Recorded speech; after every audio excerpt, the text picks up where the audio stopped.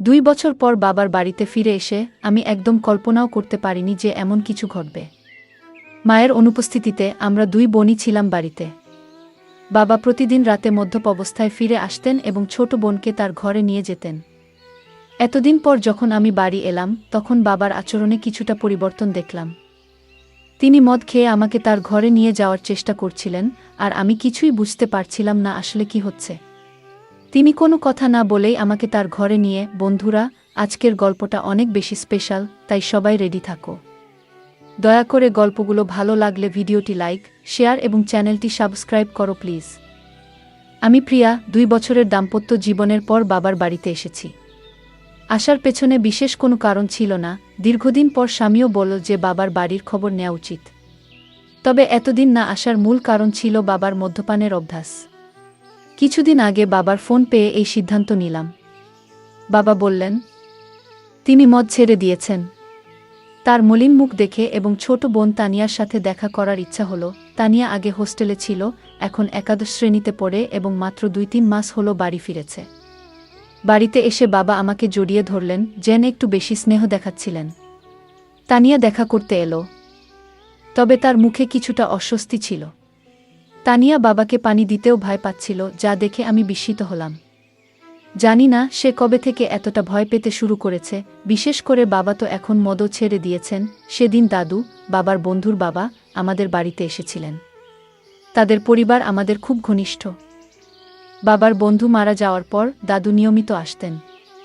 বাবাকে মদ ছাড়তেও তিনি উৎসাহ দিয়েছিলেন। সেদিন বাবা দাদুর সাথে বাইরে গিয়েছিলেন। যখন বাবা ফিরে এলেন তখন তার মদ্যপ অবস্থায় দেখে আমি বিস্মিত হলাম। দাদু বললেন, মেয়ে, তোমার বাবার খেয়াল রেখো। তাকে কতবার বলেছি মদ ছেড়ে দিতে, কিন্তু আজ সে মদ্যপানের কারণ হিসেবে বলল যে তার মেয়ে 2 বছর পর বাড়ি এসেছে। আসলেই তোমার বাবা খুব জটিল মানুষ।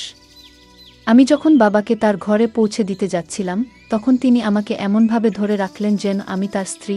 পরের দিন সকালে শ্বশুরবাড়ি ফেরার জন্য প্রস্তুত হলে বাবা আমাকে থামিয়ে বললেন, কোথায় যাচ্ছ?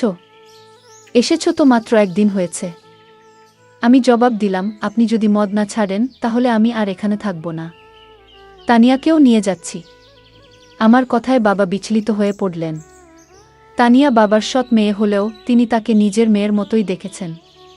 মায়ের মৃত্যুর পর বাবার দ্বিতীয় বিয়েতে তানিয়া আমাদের জীবনে আসে। আমি তানিয়াকে সবসময় নিজের ছোট বোনের মতোই ভালোবেসেছি। বাবার প্রতিশ্রুতি অনুযায়ী আমি আরও কিছুদিন থাকার সিদ্ধান্ত নিলাম। 1-2 দিন পর আমি তানিয়াকে নিয়ে বাজারে গেলাম। তার জন্য অনেক সুন্দর পোশাক এবং মেকআপের সামগ্রী কিনলাম। বাড়ি ফিরে আমি তানিয়াকে বললাম নতুন পোশাকগুলো পরে দেখতে। একটি পোশাক তাকে বিশেষ সুন্দর লাগছিল। আমি তাকে সাজতে বললাম, আর নতুন পোশাকে সে অপূর্ব লাগছিল। তার এই রূপের কিছু ছবি মোবাইলে তুলছিলাম। ঠিক তখনই বাবা বাড়ি ফিরে এলেন। বাবা তানিয়াকে দেখে মুগ্ধ হয়ে গেলেন। তিনি কাছে এসে তার কাঁধে হাত রেখে বললেন, আমার তানিয়া এখন অনেক বড় হয়ে গেছে, কত সুন্দর দেখাচ্ছে। তবে বাবার কথায় তানিয়া কোনো প্রতিক্রিয়া দিল না। মনে হচ্ছিল বাবার হাত তার কাঁধে রাখাটা সে একদমই সহ্য করতে পারছে না, আর সঙ্গে সঙ্গে সেখান থেকে সরে গেল। সেই রাতে আমি আর তানিয়া এক ঘরে শুয়েছিলাম। হঠাৎ ঘুমের মধ্যে দেখি তানিয়া কাঁদছে। প্রথমে ভাবলাম হয়তো কোনো দুঃস্বপ্ন দেখেছে, তাই ঘটনাটা এড়িয়ে গেলাম। কিন্তু কিছুদিন পর আবার দেখলাম একই ঘটনা, তানিয়া রাতে কাঁদছে। প্রতিদিন কি আর কেউ এত দুঃস্বপ্ন দেখে? তখন থেকেই আমার মনে সন্দেহ জাগতে লাগলো। সেই রাতেই তাকে জাগিয়ে জিজ্ঞেস করলাম, তানিয়া, কি হয়েছে? তুমি কেন কাঁদছ? সে বলল, কিছু না, হয়তো কোনো খারাপ স্বপ্ন দেখেছি। তার কথা শুনে আমারও ঘুম চলে গেল। কিছুক্ষণ আমি নৈশ বাতির আলোতে বসেছিলাম। হঠাৎ আমার দৃষ্টি পড়ল তানিয়ার দিকে। সে ঘুমের মধ্যে পাশ ফিরে শুয়েছিল। আমি খেয়াল করলাম তার শরীরের কিছু অস্বাভাবিক পরিবর্তন। আমার মনে হলো বিয়ের 2 বছর পেরিয়ে গেলেও আমার শারীরিক অবস্থায় তেমন কোনো পরিবর্তন আসেনি। কিন্তু তানিয়ার ক্ষেত্রে ব্যাপারটা সম্পূর্ণ আলাদা ছিল। তার শারীরিক পরিবর্তনগুলো স্পষ্ট ছিল। বাড়িতে ফিরে আমি লক্ষ্য করলাম তানিয়া সবসময় ঢিলেঢালা পোশাক পরছে এবং নিজেকে আড়াল করে চলেছে। তখন বুঝতে পারলাম এর পেছনে নিশ্চয়ই কোনো কারণ আছে। মাত্র 17 বছরের একটি মেয়ের শরীরে এত পরিবর্তন কিভাবে হলো তা ভেবে আমি অবাক হলাম। কৌতূহলী হয়ে আমি তার কলেজের কয়েকজন বন্ধুর সাথে কথা বলি এবং জানতে চেষ্টা করলাম তানিয়ার কি কোনো বিশেষ বন্ধু আছে। সবাই এক কথায় জানালো যে মোটেও সে ধরনের মেয়ে নয়। সে কখনোই দায়িত্বহীন ছিল না। তবে সমস্যা কোথায় তা আমাকে বুঝতে হবে। সেই রাতে যখন আমি ঘুমাচ্ছিলাম, হঠাৎ দেখি বাবা ঘরে এসে তানিয়াকে নিয়ে বাইরে চলে গেলেন। আমি সবকিছু চোখের আড়াল থেকে দেখছিলাম, কিন্তু কিছু বলতে পারলাম না। অনেকটা সময় পার হয়ে গেল, তানিয়া তখনও ঘরে ফিরছিল না।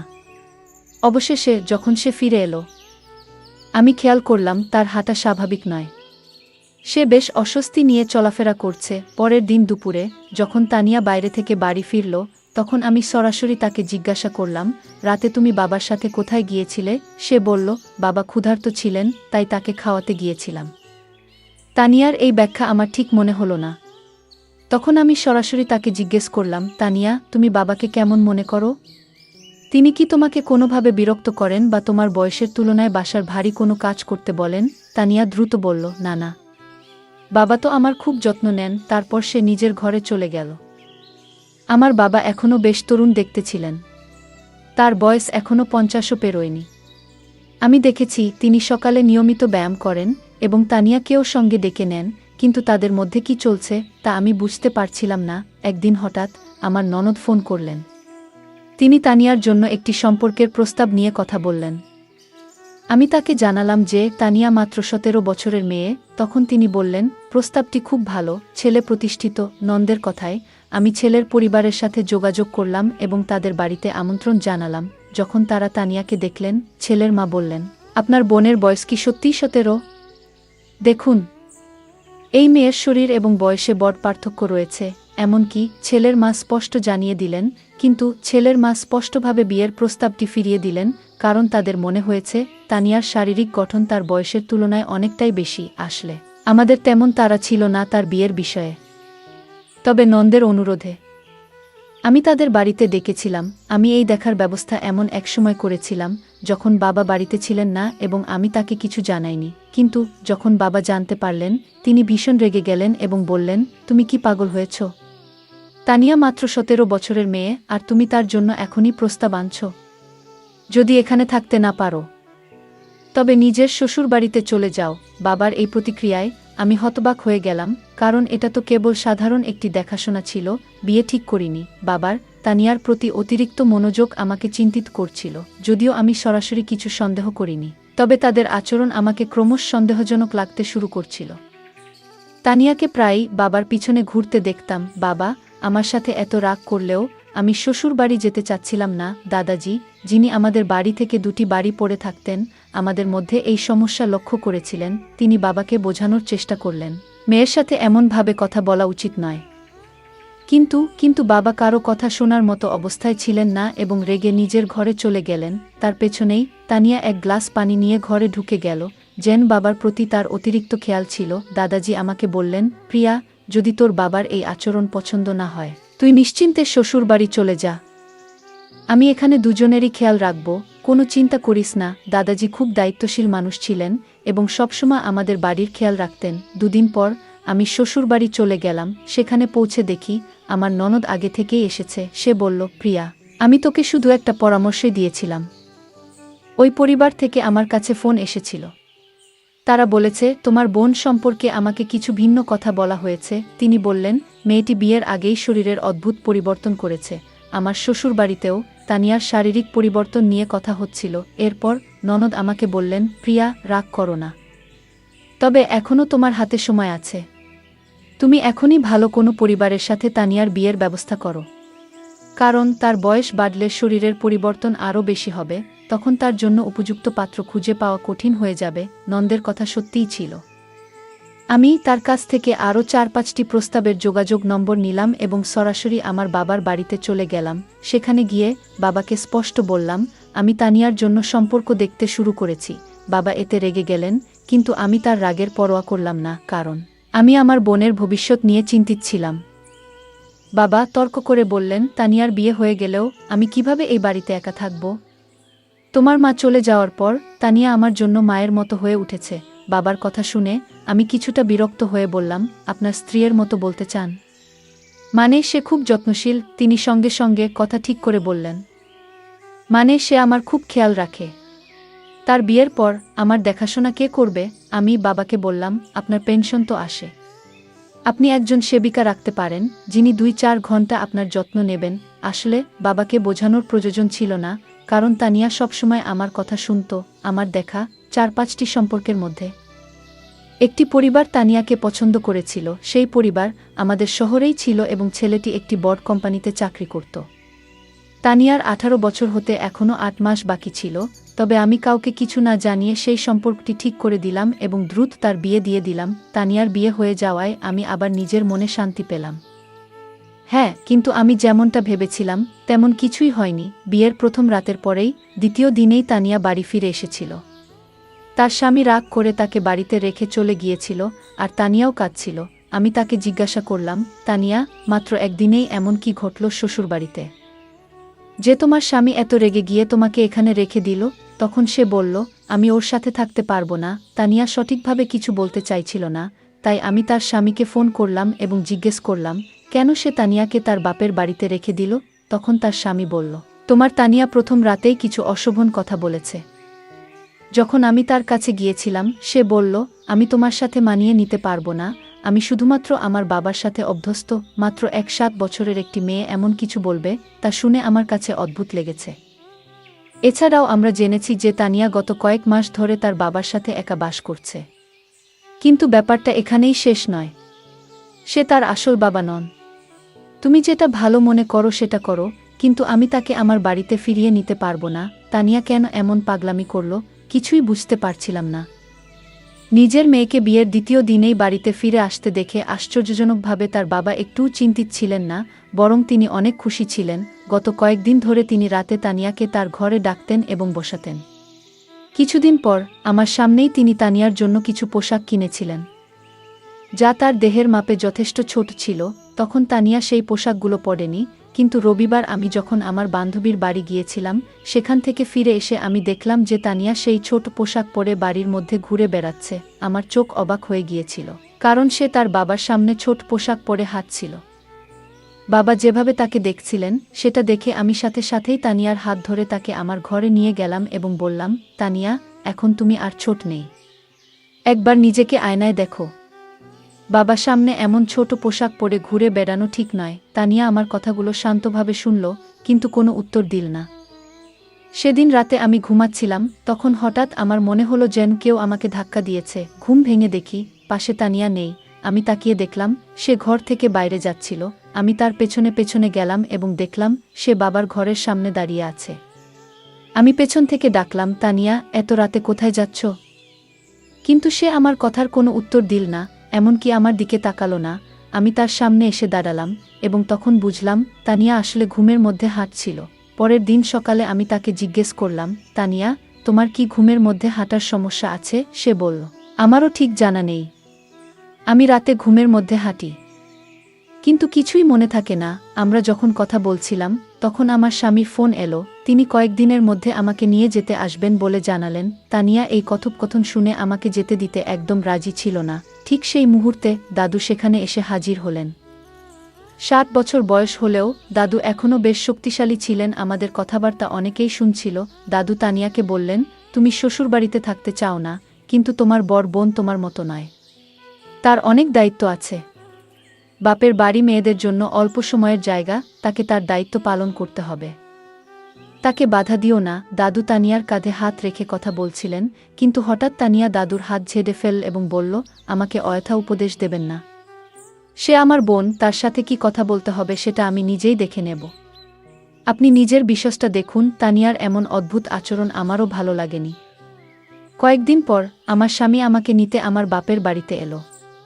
তানিয়া তার জামাইয়ের কাছে কিছুদিনের জন্য বাড়িতে থাকার জেদ ধরল। আমার স্বামী ও তানিয়ার জেদ দেখে রাজি হয়ে গেলেন। আমার স্বামী আমাকে বলল, প্রিয়া, তুমি গত কয়েকদিন ধরে বাপের বাড়িতে আছো। এই সময়ে তোমার বোনের সাথে অনেক কিছু ঘটেছে। তুমি একবারও তার সাথে এ বিষয়ে কথা বলেছ? আমি বললাম, এ নিয়ে কথা বলার কি আছে? যা হচ্ছে সবই সে নিজের ইচ্ছেতে করছে। আমার কথা শুনে স্বামী শুধু মাথা নাড়ল, কিছু বলল না। সেদিন রাতে আমরা একসাথে ঘুমাতে গেলাম, আর তানিয়া তার বাবার ঘরে ঘুমাচ্ছিল। পরের দিন আমরা সবাই ছোট্ট একটি ট্রিপে যাওয়ার পরিকল্পনা করেছিলাম। সকালে উঠে দেখলাম তানিয়া বাবার ঘর থেকে বের হয়নি। আমি বাবাকে জিজ্ঞেস করলাম, তানিয়া কোথায়? বাবা বলল, বাড়ির মধ্যে কোথাও আছে। তাকে খুঁজতে খুঁজতে আমি ছাদে গেলাম। সেখানে দেখলাম তানিয়া এক কোণে বসে কাঁদছে এবং বারবার তার পেট চেপে ধরছে। আমি বললাম, তানিয়া, তোমার কি পেট ব্যথা করছে? তুমি এখানে একা বসে আছো কেন? সে কোনো উত্তর দিতে চাচ্ছিল না। আমি আবার বললাম, তানিয়া, তুমি তো তোমার জামাইকে এখানে থাকার জন্য জেদ করেছিলে। তোমার জামাই পুরো ট্রিপের আয়োজন করেছে, আমরা বাইরে ঘুরতে যাচ্ছি, আর তুমি এখানে কাঁদছো। ঠিক করে বলো, কি হয়েছে তোমার? আমি যখন কথা বলছিলাম, হঠাৎ তানিয়া আমাকে জড়িয়ে ধরে আরও জোরে কাঁদতে শুরু করল। সে বলল, দিদি, আমি কোথাও যেতে চাই না। তুমি বাবাকে নিয়ে যাও। আজ আমি আমার স্বামীকে ভীষণ মিস করছি। তানিয়া হঠাৎ করে তার স্বামীকে কেন এত মনে পড়ছে সেটা আমি বুঝতে পারছিলাম না। আমি তানিয়ার কথা কিছুতেই বুঝতে পারছিলাম না। তাই তাকে ঘরে নিয়ে এলাম। ঘরে এসে সে নিজের ঘরে ঢুকে চুপচাপ হয়ে গেল। তখন আমি বাবাকে বললাম, তানিয়ার শরীর হয়তো ভালো নেই, কাল তাকে নিয়ে বাইরে ঘুরতে যাব। বাবা সেদিন ছুটিতে ছিলেন, কিন্তু হঠাৎ মনে পড়ল জরুরি কিছু কাজ বাকি আছে। তিনি বললেন, তোমরা ঘুরতে যাও, আমি কাজে যাচ্ছি। বাবার আচরণ আমার কাছে অদ্ভুত লাগল। তিনি বাড়িতে থাকার কথা বলেছিলেন, অথচ এখন কাজের অজুহাত দিচ্ছেন। তানিয়া বলল, আমি যতই অসুস্থ থাকি, তোমাদের সাথে বাইরে যাব। আমি জানতাম তার শরীর ভালো নেই, তাই বললাম, আজ তুমি বিশ্রাম করো, কাল আমরা বাইরে যাব। পরে বাবা আর তানিয়া আমাদের সাথে বাইরে গেলেন না।